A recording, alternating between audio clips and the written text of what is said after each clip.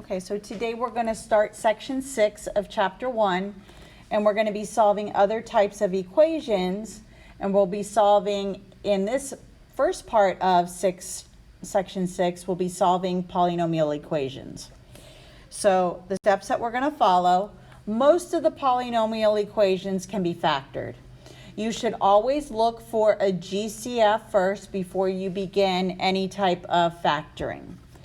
So that's what the first 9 questions that I'm going to do, or the first 9 examples, they're all going to be able to be factored. Most of them we're going to factor a GCF out first, and then if we can keep factoring, we would keep factoring. Once we get the factors, then we're going to set them equal to 0. Now this third bullet point here, this is going to be starting at example 10. Now I may only be able to get to one of them today.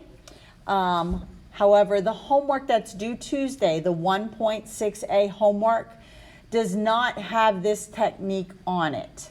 This is called U-Substitution. So we will use this if the variable on the first term is a square of the middle term. And then we're going to use substitution to simplify the polynomial. So when we get to example 10, that's when we're going to start using this technique. So let's just do the beginning 9, and again, it's just factoring. And then taking it one step further and solving. So we already did this, really, the first 9 examples in the prerequisite chapter. So let's try it.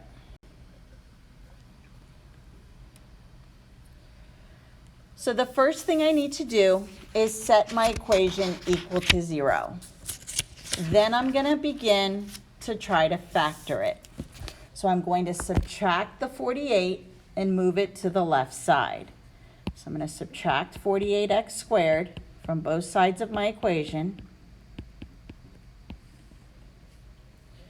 And now I'm left with 33x to the 4th minus 48x squared equals 0. I'm now going to look for a greatest common factor, and my greatest common factor is going to be 3x squared. So I'm going to divide this one by 3x squared and this one by 3x squared. Now, we can't forget about the GCF. I'm going to write it on the outside of the parentheses. And then in the parentheses is going to be what I get when I divide.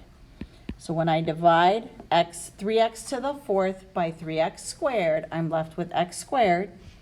When I divide 48x squared by 3x squared, I'm left with 16. Now, before I can think about solving, what I need to do is see if I can continue factoring. And I have in the parentheses the difference of 2 squares. So I can actually factor that further. I'm going to write the GCF here. I'm going to factor this into x plus 4, x minus 4.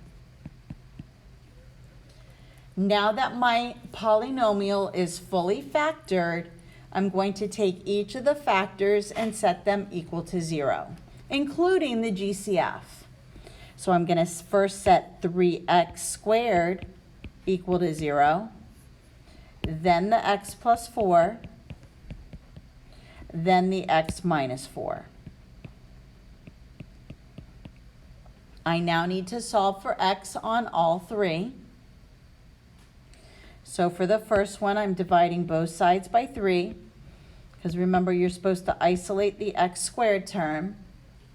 Then you would apply the square root method. Well, when I square root 0, I don't get plus and minus 0. The answer is just 0. Then I'm going to move the 4 over on the middle one, so I'm going to subtract it. My next solution is x equals negative 4. And then the last one, I add 4. So my last solution is x equals 4. So my solutions here are x equals 0, negative 4, positive 4. When you key it in WebAssign, I believe it's going to ask you to separate them with commas. If you were taking this test or quiz, you could put the plus minus 4 together and then the 0. You don't have to put a plus minus in front of 0. because 0 is 0. So these are your solutions for this polynomial. Now, later on, we're going to see that when we graph the polynomials, these solutions that we're getting now are actually going to be our x-intercepts. So our graph of this equation is going to hit the x-axis at 0, -4, and +4. It's actually going to hit 0 twice, because remember when we solved for it over here, it was x squared equals 0. Usually what you're going to look for is the biggest exponent in your equation is going to tell you how many answers you should be getting. Now, we only have 3 numbers written here, but 0 accounts for 2 of them. All right, so let's go on. Let's try the next one. Again, I need to set it equal to 0. It's already set equal to 0 for me. My next step is to look to see if there's a greatest common factor. And there is. It's going to be 3x squared. So I'm going to divide by my GCF, which is 3x squared. 9x to the 4th divided by 3x squared is 3x squared. 12x squared divided by 3x squared is just 4. I now need to look to see, can I factor it further? And no, I cannot, because I do not have the difference of 2 squares in there. So now I just take each factor and set them equal to 0. So 3x squared equals 0, and then the 3x squared minus 4 equals 0. So this one. Solve for x on each. Divide by 3. X squared equals 0. Again, apply the square root method, and x is equal to 0. Do the same thing on the other one. Add 4. 3x squared equals 4. Isolate the square term, so divide by 3. X squared equals 4 over 3. Apply the square root method. So x is equal to plus and minus. And again, remember, you can root these individually. So this becomes 2 over the square root of 3. However, remember, we can never ever leave a square root in the bottom of a fraction, so I need to rationalize. Multiply top and bottom by the square root of 3, which now gives me plus or minus 2 square root of 3 over 3. So my 3 solutions, or actually it's supposed to be 4, but 0 occurs twice. So I have 0, positive 2 square root 3 over 3, and negative 2 square root 3 over 3. These would be my 3 solutions. Again, if you're doing this on a piece of paper, you can leave your answer like this. WebAssign is not going to let you key it in like that, though.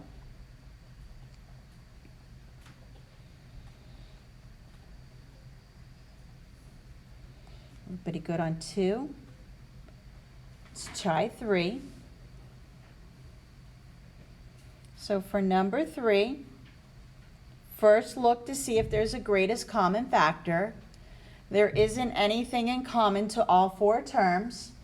So the next thing I'm going to do is, as soon as I see a 4-term polynomial, I'm thinking factor by grouping. So I'm going to go ahead and rewrite it so then I can make my groups.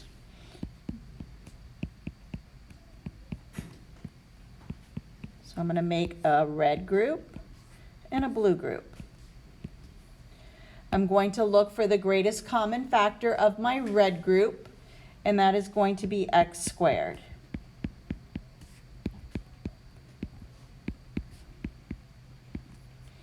I'm now going to look for a greatest common factor of my blue group, and that's going to be a 3. Remember, when you do the factor by grouping, what you get when you divide needs to be the same. If it's not, then you can't factor by grouping. So it is the same, so I'll go ahead and write it down. And then I also take these two and put them together. Now I take a look to see, can I continue factoring my binomials? I cannot.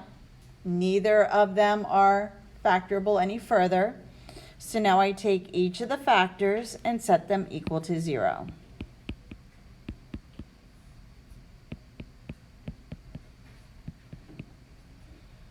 Solve the first one by adding 3. So my first solution is x equals 3. And then my next one, subtract the 3. X squared equals negative 3. Apply the square root method. And x is equal to, and again, remember we're going to break down the square root of negative 3. I can make it negative 1 times 3. And this becomes I square root of 3. So plus and minus I times the square root of 3. So I have 3 solutions here. It's 3, I root 3, and negative I square root of 3. Again, when you write that one, you can leave it as plus minus on a test when you're writing in answers. Next one. Again, first look for a GCF. There's nothing in common to all 4. So as soon as I see 4 terms, I'm thinking grouping because I can't do any of the patterns. So again, let me rewrite so I can make my groups.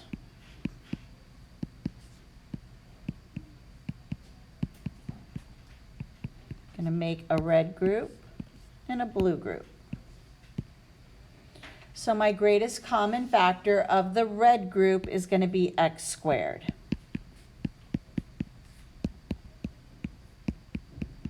My greatest common factor of blue, if I try just a positive 2, I won't get the right sign in that parentheses. So my GCF here is actually negative 2. And now what ended up in the parentheses is identical. So I can write it one time. And then also take these 2 GCFs that I just divided by, group them together. And now I set each of the factors equal to 0 because I cannot factor the x squared minus 2 any further. 2 is not a perfect square. So x minus 5 equals 0. X squared minus 2 equals 0. Add 5. X equals 5. Add 2. X squared equals 2. Apply the square root method. So square root. And then I end up with x is equal to plus and minus the square root of 2.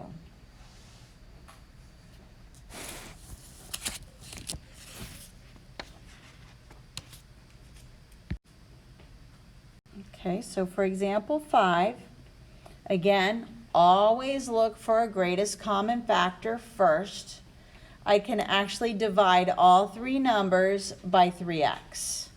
So that's my GCF.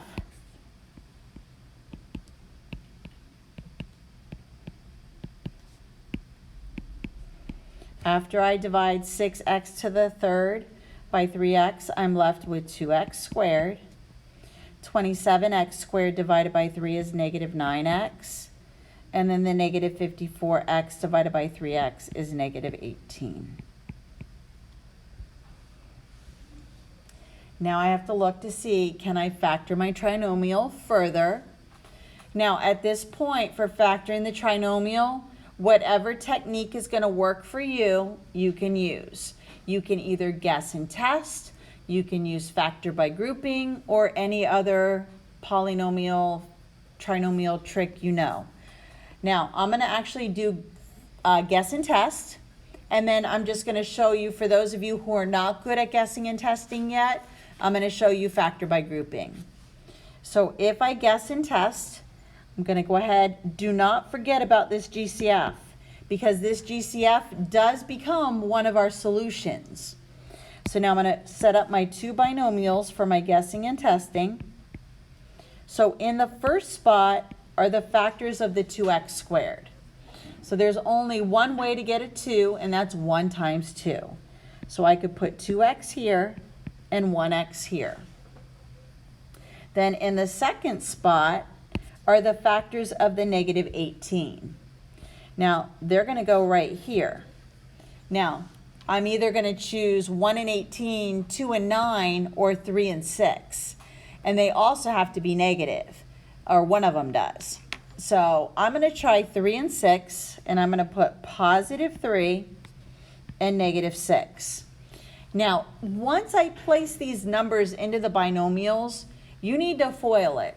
If it does not FOIL back to that trinomial, then you got to start over again and pick new factors until you find the ones that when you FOIL it will give you 2x squared minus 9x minus 18.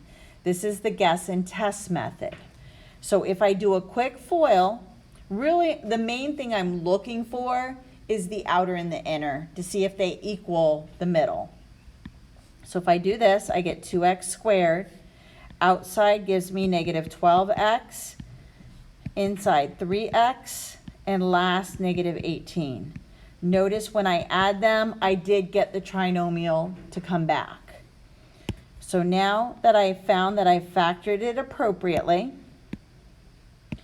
by doing my FOIL check here, let me erase the check. Now I set each of my factors equal to 0. So the 3x equals 0. The 2x plus 3 is set equal to 0. And the x minus 6. I now need to solve for x by dividing by 3. 0 divided by 3 is 0. Over here I'm going to subtract 3. And then divide by 2. So x is equal to negative 3 over 2. And then I'm going to add 6, and x equals 6. So my three solutions are 0, negative 3 over 2, and positive 6. Now, I'm going to do the same problem, but I'm only going to do the trinomial part to show you that if you're not good at guessing and testing, that you could also factor by grouping. So just to show you a different technique for factoring other than guess and test, I'm going to come over here to the side. 2x squared minus 9x minus 18. So the factor by grouping method, remember you multiply beginning and end, and you get negative 36x squared. So I'm looking for two numbers that multiply to give me that, but who add to give me the middle term. So this is where I start listing my factors of 36. So those would be 1 times 36. And again, my middle term is negative, so that tells me my bigger number is negative. 2 times negative 18. Neither of these are going to give me a 9 yet.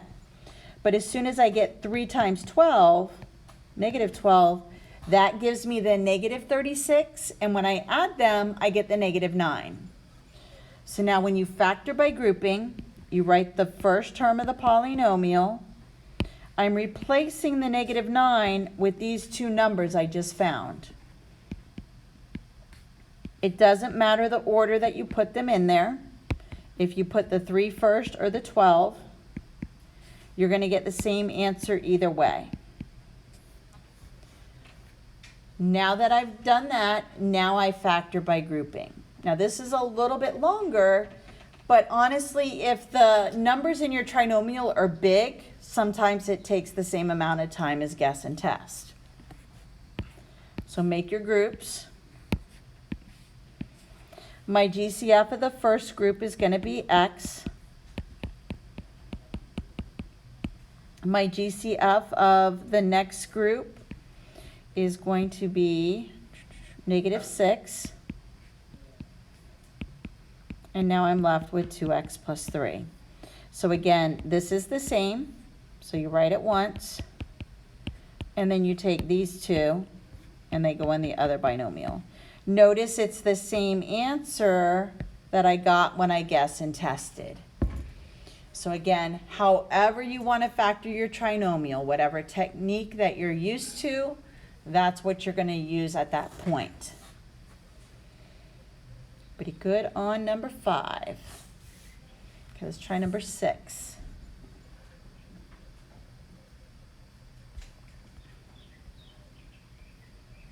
So again, I'm going to guess and test here because these are kind of small.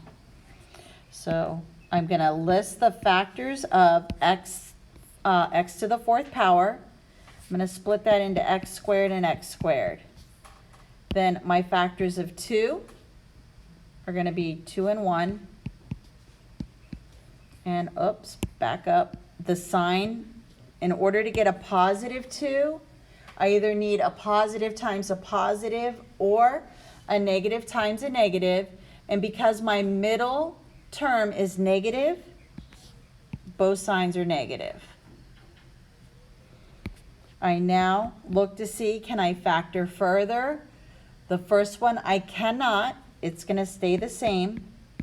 But the second one is the difference of 2 squares. So it's going to factor into x plus 1, x minus 1. And now I set each of the factors equal to 0. Yes? Pretty good. Now we set them equal to 0. So x squared minus 2 equals 0. X plus 1 equals 0. X minus 1 equals 0.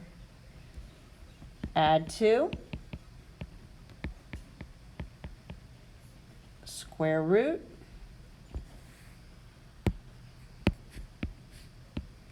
So x is equal to plus and minus square root of 2.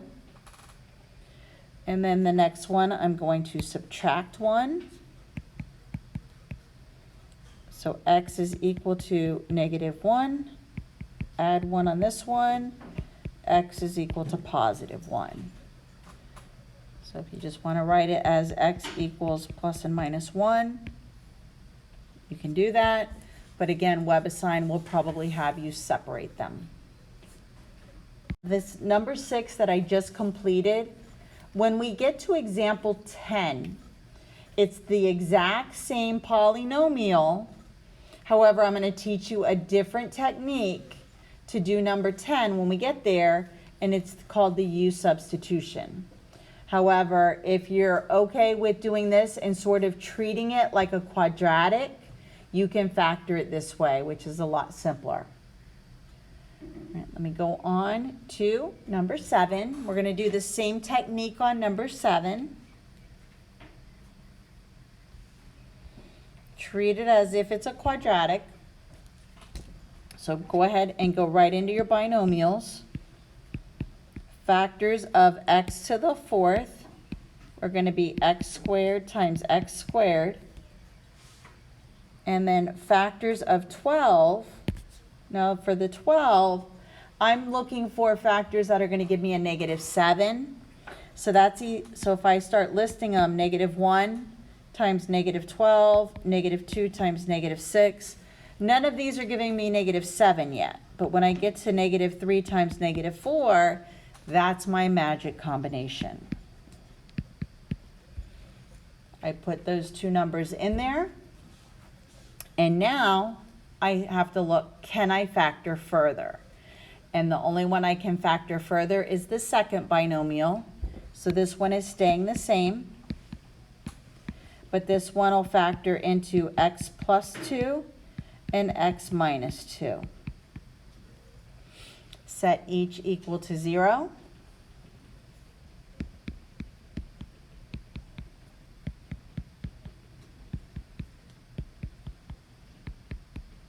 And now solve.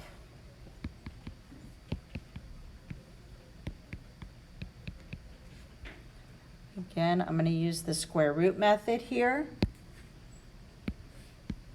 So x is equal to plus and minus the square root of 3. Here I'm going to subtract 2. X is equal to negative 2. Here I'll add 2. X is equal to positive 2. So the four solutions are plus and minus root 3 and plus and minus 2. So for number 8, I'm going to just guess and test here. So set up my two binomials. Now if you were doing grouping, you would multiply the 9 and the 4, get 36. Factors of 36 that give you 37. That would be negative 1 times negative 36. And then you would do the groups. However here, I'm either going to do for the 9, 9 and 1, or 3 and 3. I'm going to do 9 and 1. For the factors of 4, it's either 1 and 4 or 2 and 2. I'm going to use 1 and 4. Now, if these didn't work, then I'd have to go back and try either 3 and 3 for the 9 or 2 and 2 for the 4. Again, guessing and testing, you're just going to do a couple FOIL problems until you find the one that works and goes back. So these are the ones that work. Notice they're both difference of two squares, so I need to continue factoring here. So I can factor this one into 3x plus 1 and 3x minus 1. And this one will factor into x plus 2, x minus 2. I now set each of the factors equal to 0. 3x plus 1 equals 0. 3x minus 1 equals 0. X plus 2 equals 0. X minus 2 equals 0. I'm going to go back and solve each one. Subtract 1. Divide by 3. Here I'll add 1 and divide by 3. Here I'll subtract 2. Here I'll add 2. And those are my four solutions. So if you want to write it shorthand, plus and minus 1/3, plus and minus 2.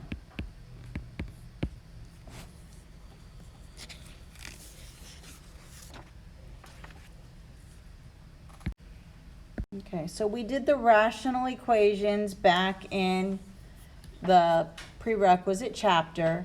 Now we're going to do the same thing. So I'm going to take my rational equation, I'm going to rewrite it. 1 plus 3 over x equals negative 2 over x squared. Now, what I should be doing first is getting it in standard form, but I'm going to get rid of the fractions first, and then I'm going to move it and put it into standard form so then I could factor it. So I need to first find my common denominator, and my common denominator is going to be x squared. So what I'm doing is multiplying my entire equation by x squared. Now, if it's easier for you to see it and write x squared next to each one, you can. But again, remember, you're distributing x squared to each piece. So x squared times 1 is just x squared. X squared times 3 over x. You put a little x squared here, you can see how the x cancels, and you're left with just 3 times x. And then when you distribute it to the last one, the x squareds cancel completely, and you're just left with negative 2. I now need to get it in standard form and set it equal to 0. So I'm going to add 2. X squared plus 3x plus 2 equals 0. And now I can factor that trinomial. Factors of 2 that give me 3, and that's going to be 1 times 2. Because 1 times 2 is 2, and 1 plus 2 is 3. So x plus 1 x plus 2 equals 0. Set each of the factors equal to 0. X plus 1 equals 0. X plus 2 equals 0. Subtract 1. X equals negative 1. Subtract 2. X equals negative 2. Now, remember, whenever you solve these rational or these fraction equations, if any of these answers here were to make the denominator a 0, it would become an extraneous solution. However, if you just look back up here, and if I put a negative 1 or a negative 2, if I put a negative 1 or a negative 2 in either of those denominators, it doesn't make it a 0. So these are both good solutions. So my answers here are negative 1 and negative 2. Now, here we go with the U-substitution. Now again, this is number 10 is the exact same question that I did on number 6. I'm now going to do the same problem using U-substitution. Now you're going to look at this and it's going to be kind of complicated. And the reason why I'm picking something so simple that you could actually just factor it as if it were a quadratic, just to show you the technique. Because if you take a peek on the next slide has a polynomial with fractions as the exponents. So that's where the U-substitution is going to benefit you. But I want to just show it to you in something that's a little bit more simple. So if you recall from that very first slide, that third bullet point said that if a variable on the first term, so my variable on my first term is x to the 4th, is the square of the middle term, you can substitute to simplify the polynomial. Now I'm not looking at the 3, I'm only looking at the variable portion. So because it is the square of that middle term, I am going to do U-substitution. And the way that I do that is I'm going to set U equal to that middle variable. So U is going to equal x squared. So if you think about it, if you take U equals x squared, and if you were to now square both sides, then U squared is equal to x to the 4th.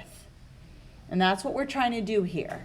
So now I'm going to take out those x's and replace them with u's.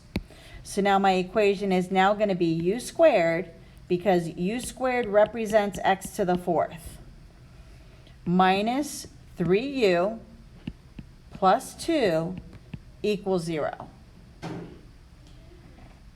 Now it's a little bit more manageable to factor.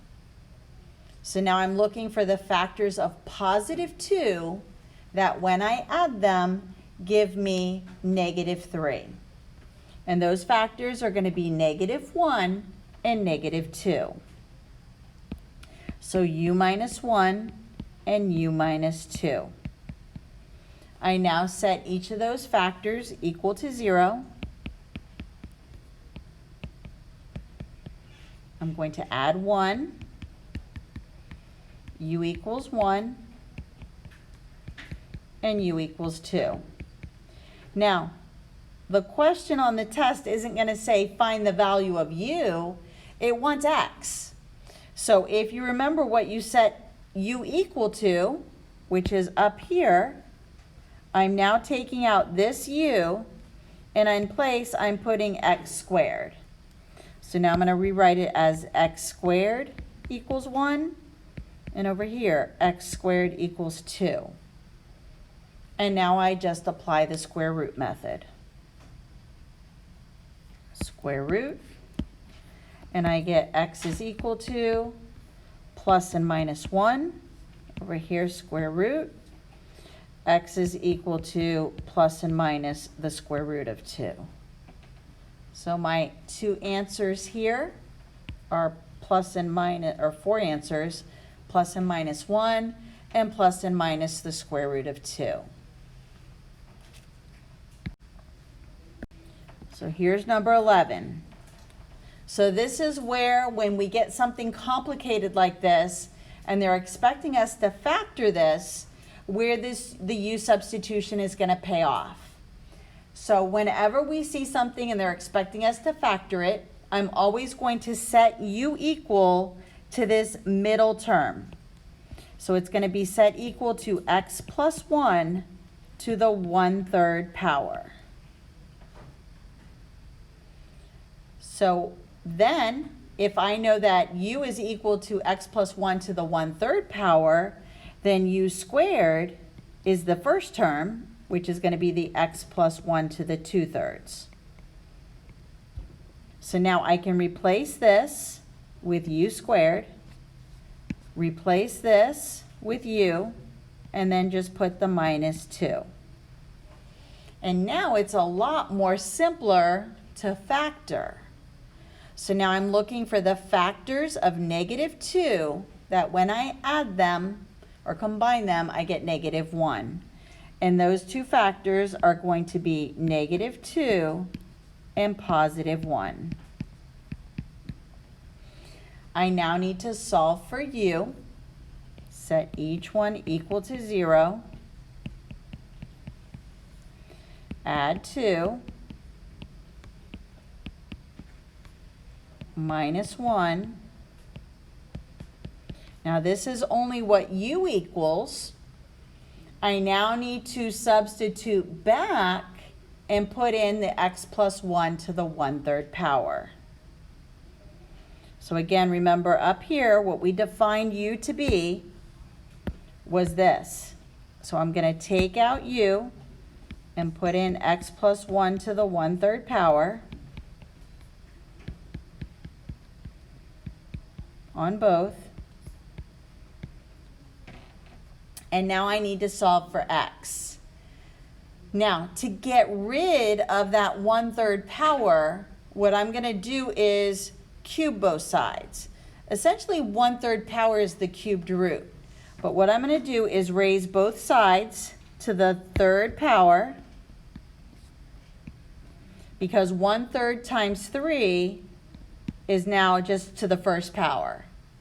So now this comes out. I actually have to figure out 2 to the 3rd power, and it's 8. And now I can solve for x. X equals 7. I need to do the same thing to the other one. Raise both sides to the 3rd power. As long as I'm doing the same thing to the left side that I'm doing to the right, my equation stays balanced.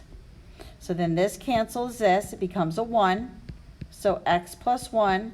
-1 to the 3rd power is -1. Subtract 1, and x equals -2.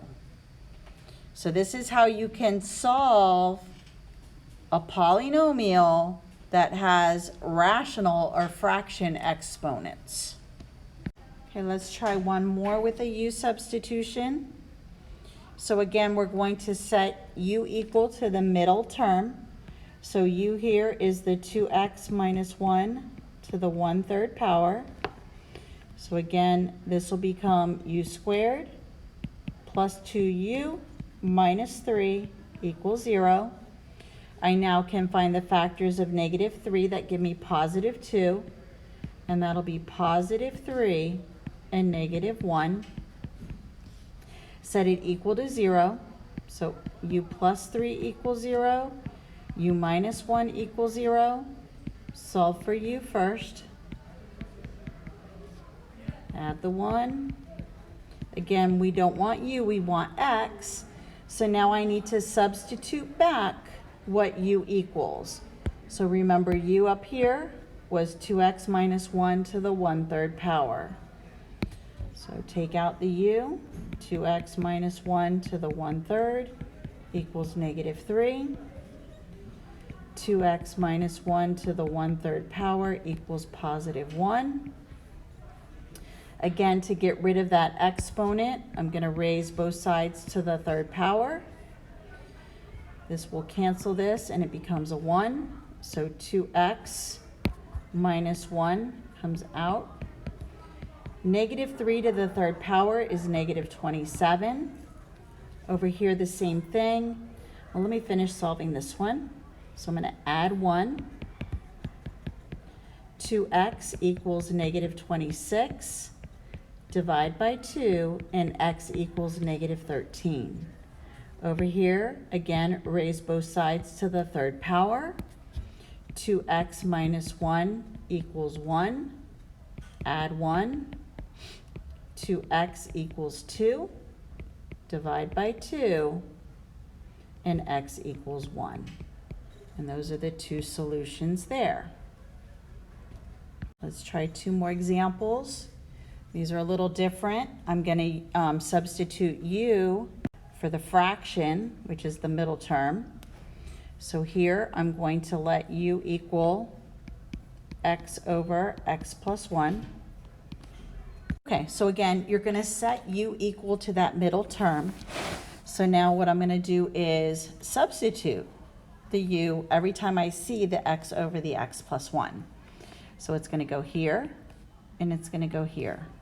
So the 6u squared plus 5u minus 6 equals 0. I now need to factor the trinomial. So I'm going to guess and test. Factors of 6, I'm going to use 3 and 2. And then the factors of the negative 6, I'm also going to use 3 and 2. Now again, you have to FOIL this and make sure it does go back to this. If it doesn't, then you got to try switching up your placement of your 3's and 2's. This one will FOIL back and give me the positive 5 in the middle. So I'm going to go ahead now and set each of my factors equal to 0.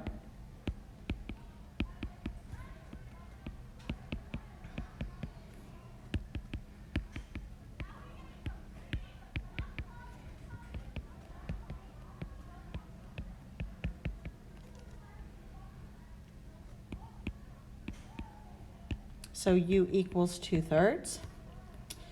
And when I divide by 2 here, u equals negative 3 over 2.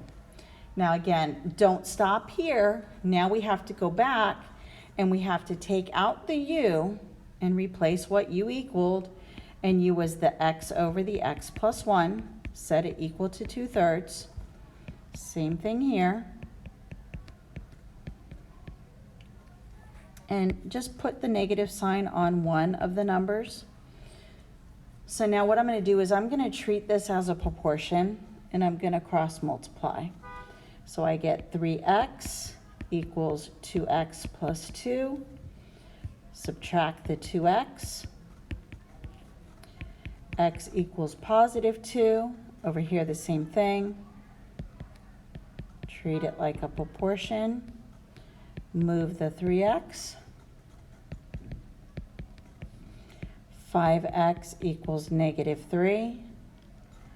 Divide by 5, and x equals negative 3/5. So your two solutions are x equals 2 and x equals negative 3/5. Let's try one more, and we're going to do a U-substitution with a radical. So again, the u value is going to be my middle term, because remember, when you square the square root, it just turns in, it cancels it, and it becomes x. So u squared is equivalent to x. So let me go ahead and replace. So this will become 6u squared minus 7u minus 3 equals 0. I now need to factor this. Again, I'll guess and test. Factors is 6. I'm going to use 3 and 2, sorry. And then the factors of negative 3, I'm going to do positive 1 and negative 3. Set each of my factors equal to 0. Solve by subtracting 1. Divide by 3. My first u value is negative 1/3. Finish this one up. Add 3. Divide by 2. U is equal to 3 over 2. And now I need to take out u and put in what I set it equal to. So u is the square root of x.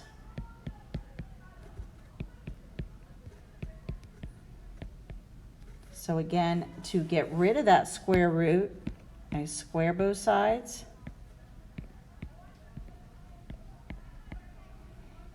Because squaring a square root makes it cancel. So now x equals negative 1/3 squared is 1/9. Square, that cancels that, and then I get 9/4. So my two solutions for this polynomial are x equals 1/9 and x equal 9/4. So that is the end of the notes for section 1.6a.